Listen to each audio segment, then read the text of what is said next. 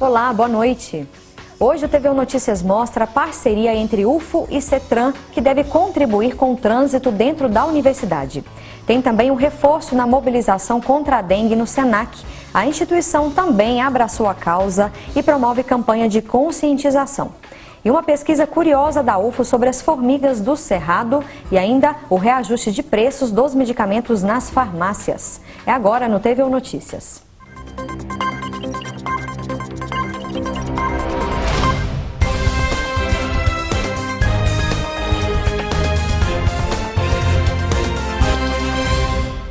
Uma parceria da UFO e da Secretaria Municipal de Trânsito e Transporte, CETRAN, vai auxiliar o trânsito de veículos dentro da universidade. O projeto quer a presença de agentes dentro dos campi para fiscalizar os motoristas que não obedecem às leis de trânsito e deve começar em breve. Estamos dentro do campus Santa Mônica da Universidade Federal de Uberlândia.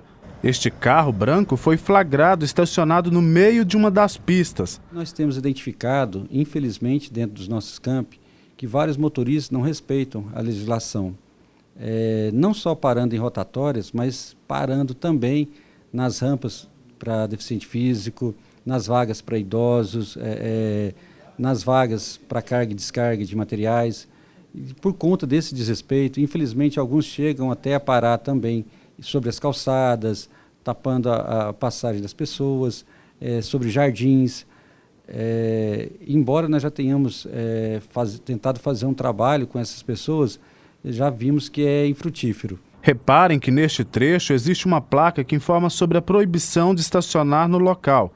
E apesar disso, 4 carros estão estacionados no local proibido. Um deles está na contramão da direção. Muitos fazem isso porque sabem que não serão fiscalizados, mas essa situação em breve vai mudar, devido a uma parceria entre a Secretaria Municipal de Trânsito e Transportes, a CETRAN e a UFO. Nós devemos iniciar a implantação desse convênio aqui no Campo Santa Mônica, onde toda a sinalização já vai estar pronta. Eu creio que daqui a um mês, no máximo, a sinalização deve estar toda pronta. O convênio vai começar por aqui, posteriormente Campos Umuarama, e num futuro próximo aí a gente espera poder também estender isso aos campi avançados. E claro, trabalhando na mesma sequência que a gente trabalhou aqui, nós vamos ter que trabalhar também com as prefeituras municipais dessas cidades aí, onde nós temos os campi. A proposta está na reta final e deve passar pela aprovação da reitoria. Nós buscamos a Secretaria de Trânsito e o secretário encaminhou uma equipe para trabalhar conosco.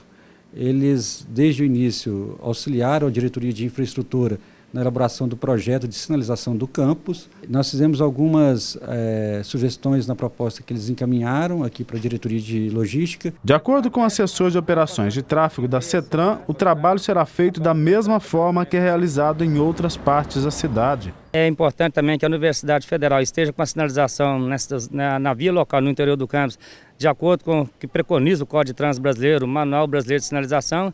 E essas informações já foram todas passadas para a Universidade Federal, já está tomando todas as providências nesse sentido, da sinalização horizontal e vertical está regulamentada de acordo com o Código de Trânsito Brasileiro. Para encontrar algum veículo estacionado em lugar irregular aqui no campus, não é nem preciso andar muito. O motorista deste carro aqui, por exemplo, parou o veículo em algumas faixas de trânsito, ao invés de pará-lo em uma vaga destinada para estacionamento. Aqui, 2 carros foram pegos parados na rotatória. Nesta outra imagem, outros 2 veículos brancos também parados em uma rotatória. Já aqui, um carro cinza está parado em cima de uma faixa. Neste outro flagrante, um carro branco também. Com a fiscalização, o número de ocorrências deste tipo deverá ser menor.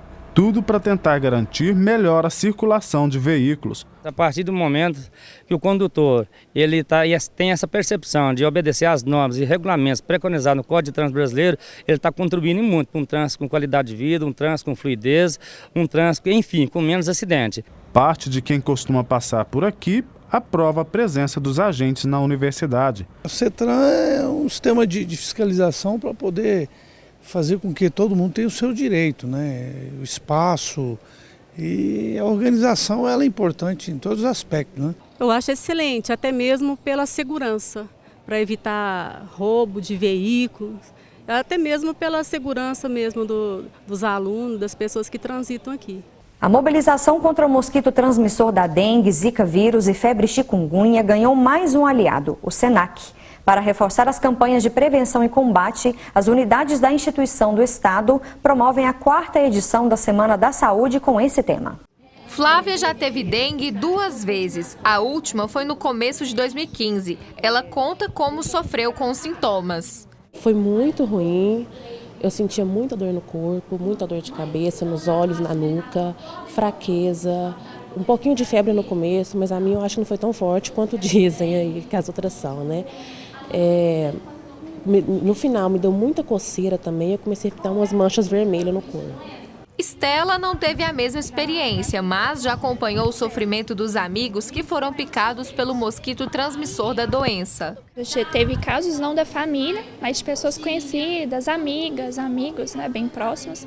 E eles sempre reclamavam que é algo muito ruim, porque gera muita dor, às vezes a gente não consegue nem levantar da cama. A supervisora pedagógica Elizabeth explica que o SENAC Minas decidiu realizar a Semana da Saúde de 2016 para mobilizar os alunos e população no combate ao Aedes aegypti. O evento é realizado em várias cidades do Triângulo Mineiro. Conscientizar tanto os alunos nossos quanto a população ao nosso redor, do bairro Martins.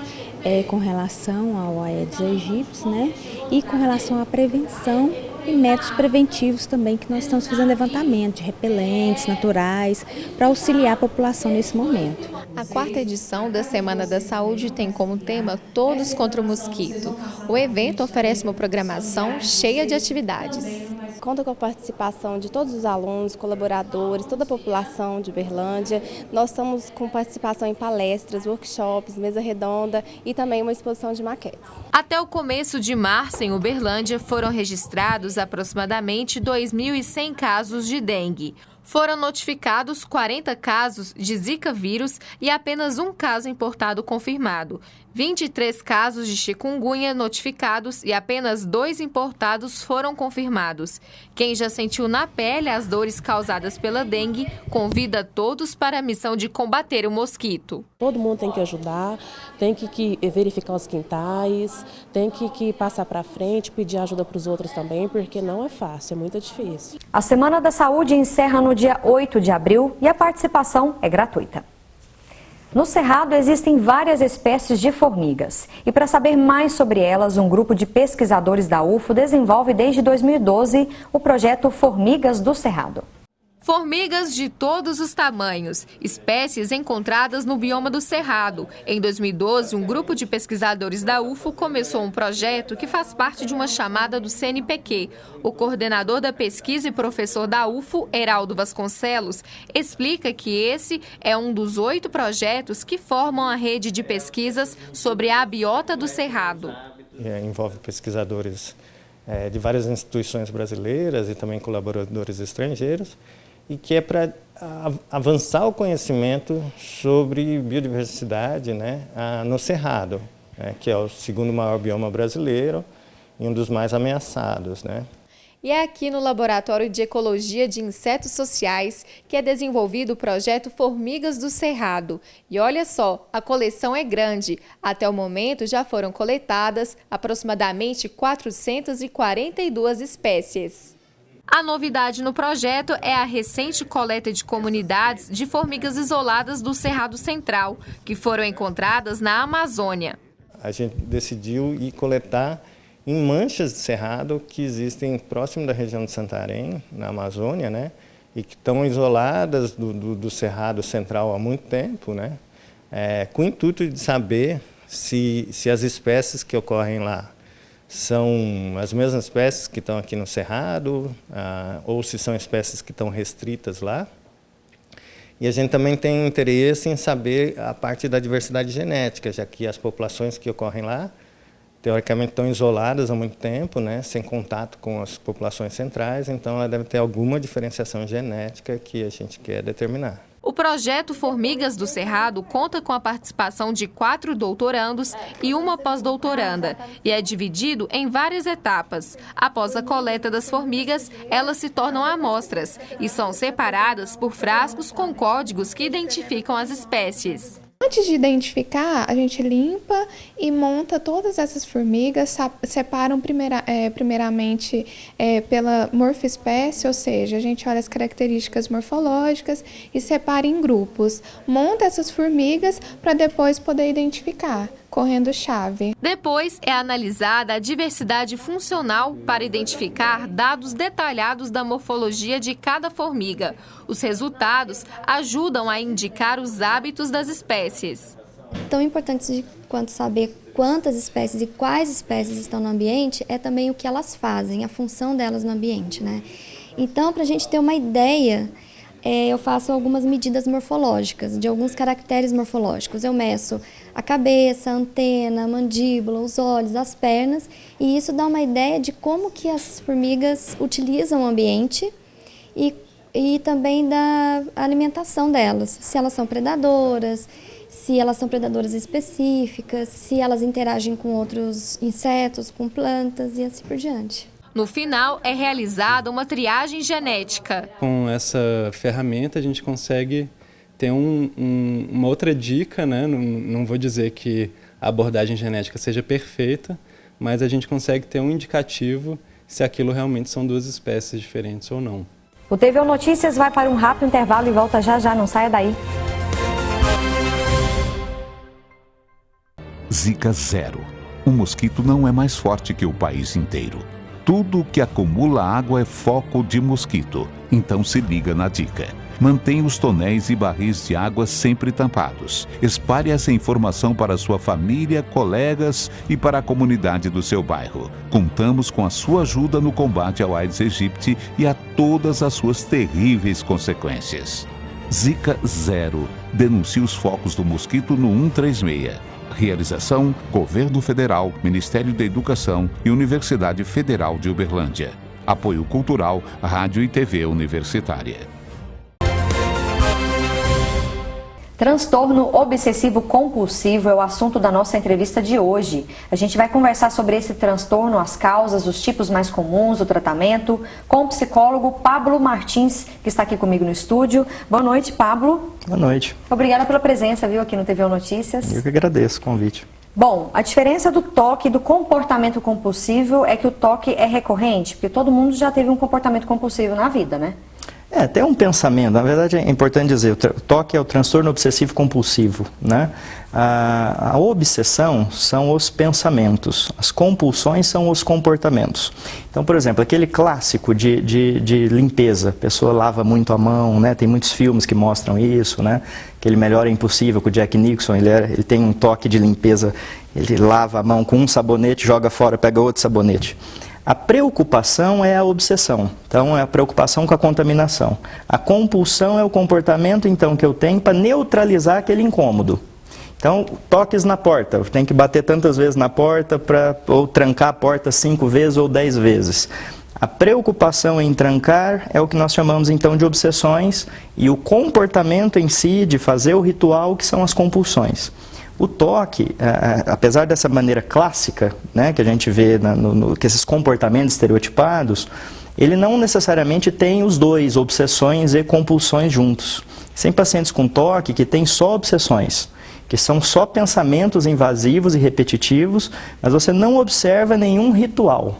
Agora, o que você perguntou, todo mundo já teve um tipo de pensamento obsessivo e, por consequência, talvez uma compulsão, que não caracteriza o transtorno.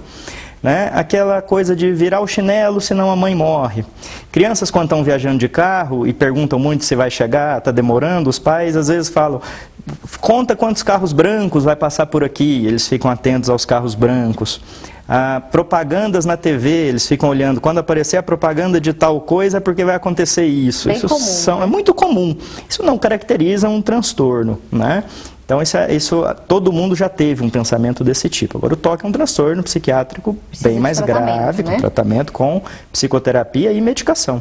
Agora, assim, qual que é a raiz do problema? Existe uma causa definida ou é um conjunto de fatores aí que causam o toque, Pablo? Não existe um consenso ainda. O que se sabe é que existe uma influência genética, parece ter uma influência genética, né? Agora, por que uns têm de contagem, outros têm de limpeza, Rituais diferentes. Rituais diferentes, isso é difícil determinar. Se você investiga bem a história de vida, talvez você ache alguma coisa na história de vida que possa dar uma ideia do porquê. Por exemplo, um toque, a pessoa tem toque e o comportamento compulsivo mais evidente é o de contaminação, né? Tem que se lavar, se limpar.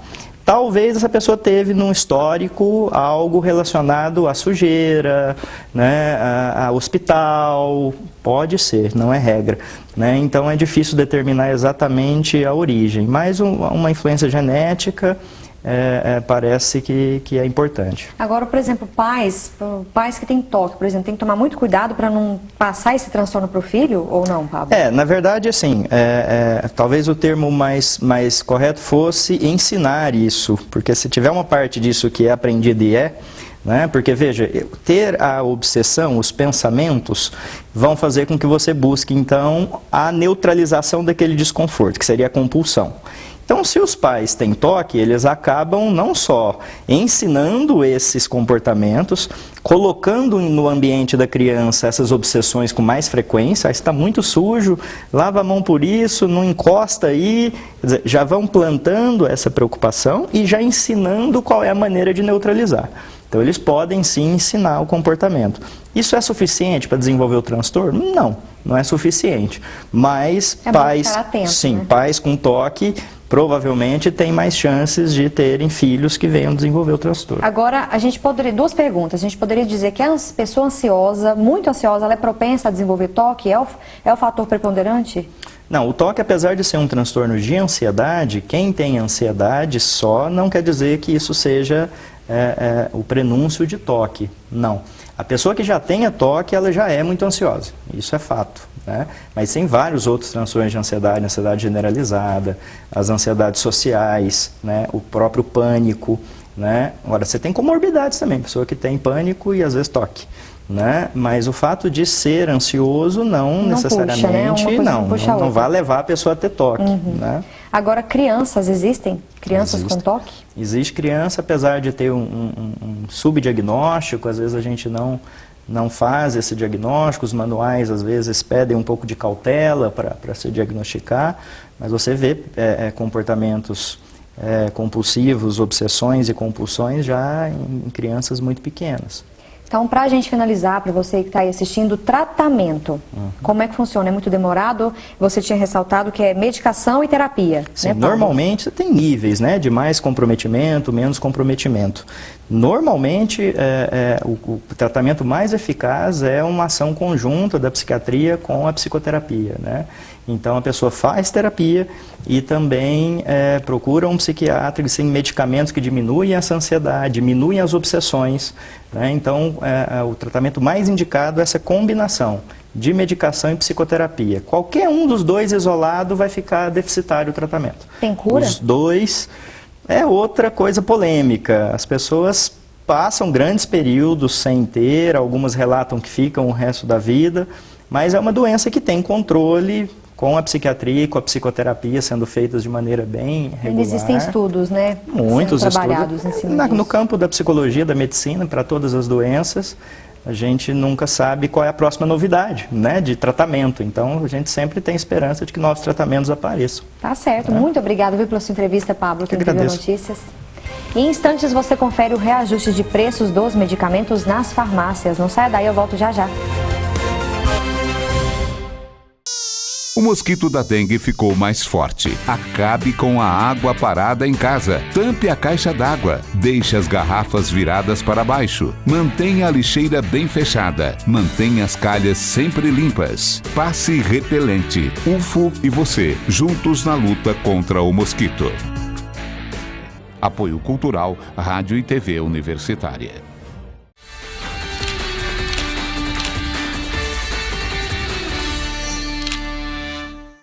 Zika zero. O mosquito não é mais forte que o país inteiro. Tudo que acumula água é foco de mosquito, então se liga na dica. Mantenha os tonéis e barris de água sempre tampados. Espalhe essa informação para sua família, colegas e para a comunidade do seu bairro. Contamos com a sua ajuda no combate ao Aedes aegypti e a todas as suas terríveis consequências. Zika Zero. Denuncie os focos do mosquito no 136. Realização: Governo Federal, Ministério da Educação e Universidade Federal de Uberlândia. Apoio Cultural, Rádio e TV Universitária. A oscilação do clima favorece a conjuntivite, inflamação na membrana que reveste a parte frontal dos olhos e o interior das pálpebras. Os detalhes desta doença, que pode ser disseminada rapidamente e agravar a saúde dos olhos se não for tratada, você confere agora. Benjamin teve conjuntivite há mais de 30 anos. Até hoje ele lembra do grande incômodo provocado pela doença. Os primeiros sintomas começam com a irritação no olho. Na verdade, inicialmente você não identifica. Só que, contudo, depois vai inchando, inflamando, né? E essa inflamação, na verdade, ela se desdobra em um incômodo muito grande, que aí, na verdade, é possível identificar que é a conjuntivite. Basta surgir uma ardência, uma secreção ou uma coceira diferente do habitual nos olhos, que a gente já logo fica preocupado. Pode ser uma doença. No caso do Benjamin, ele não consultou um médico. Na época, o professor morava na zona rural, onde era comum o uso de algumas ervas para tentar resolver o problema. Na época eu morava na Bahia, morava numa comunidade quilombola, então a minha avó era curandeira.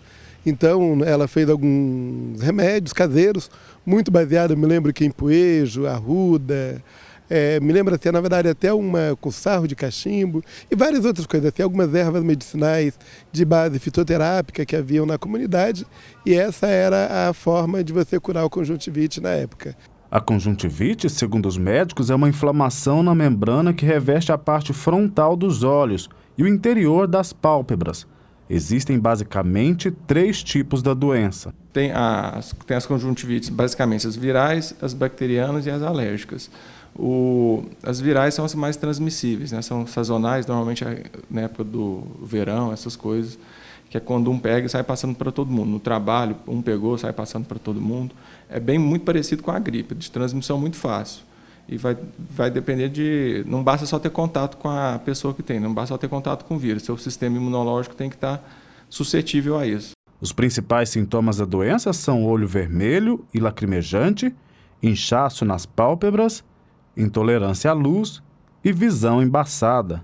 Um hábito simples do dia a dia pode fazer diferença e evitar o contágio dessa e de outras doenças. Sempre que eu manuseio algum objeto que seja de lugar público, se eu saio do ônibus ou se eu manuseio algum corrimão, algo assim, geralmente eu carrego também um gelzinho na bolsa, né? Para sempre estar um álcool em gel, para sempre estar fazendo asepsia. Muitas vezes, porque eu sou recepcionista, então eu trabalho com gente, com muita caneta, então acho que umas 20 vezes ao dia, se não for mais. A higiene é fundamental, né? O primeiro que se a pessoa se ela lava a mão e lava a mão com água, sabão, ou senão álcool gel, já diminui a chance dela passar para as outras pessoas. E também ficar com a mão limpa é mais difícil de você contrair. O tratamento, na maior parte dos casos, é simples e o melhor a ser feito após a suspeita de estar com problema é procurar ajuda médica. Suspeitou que seja conjuntivite ou se não qualquer outro olho vermelho, procura o oftalmologista, porque tem várias doenças que aparecem com olho vermelho. Aí é muito comum, estou com olho vermelho, estou com conjuntivite. Não, não é. Pode ser uma uveíte, pode ser uma úlcera de córnea. Aí a pessoa vai procurar o tratamento tarde e já não tem mais o que fazer. E agora vamos saber como fica o tempo amanhã, terça-feira. Em Uberlândia, o sol predomina o dia todo e nada de chuva. Mínima prevista de 22 e máxima de 31 graus. Confira a previsão para outras cidades da região.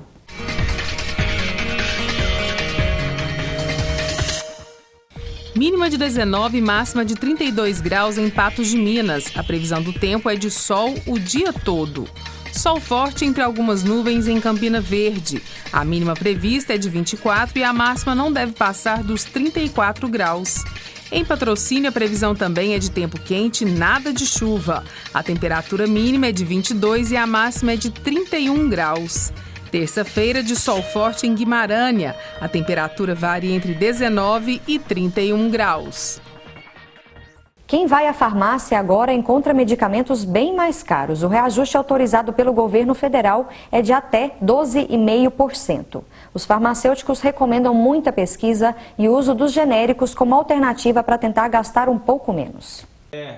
Dona Tereza precisa de muita disciplina e planejamento para cuidar da saúde. Ela toma 15 medicamentos para tratar de diabetes, colesterol, pressão.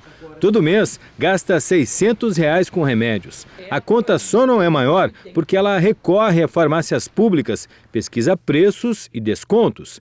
O reajuste vai pesar no orçamento dela. E outra coisa, eu mesmo fiquei sem tomar remédio porque não tinha dinheiro para comprar. Fiquei sem um remédio, coisa que a gente não pode, porque o remédio é obrigatório, né? E essa é uma realidade de muitas famílias, né?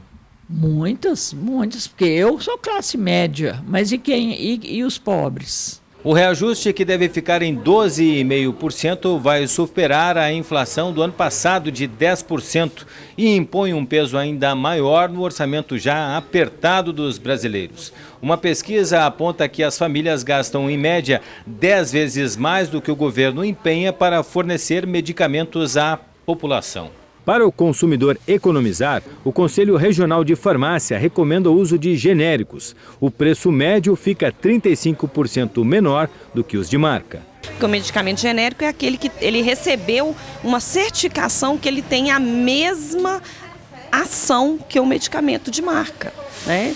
Outra dica seria o consumidor estar atento também com a receita pela prescrição genérica. Ele pode adquirir alguns de seus medicamentos, tanto na rede farmácia popular, né, a farmácia popular própria do Brasil, quanto nas drogarias, que a maioria das farmácias, elas têm o convênio com a farmácia popular do Brasil. Alguns medicamentos saem inclusive de graça, como medicamentos para hipertensão e diabetes. Também é saudável evitar ofertas de produtos pela internet. Ele pode estar adquirindo medicamento falsificado, medicamento já com a data expirada ou perto de expirar. Ele compra aí 3, 4 caixas e quando vê o medicamento não vai dar para ele consumir até a data de validade desse medicamento. É super importante essa dica também.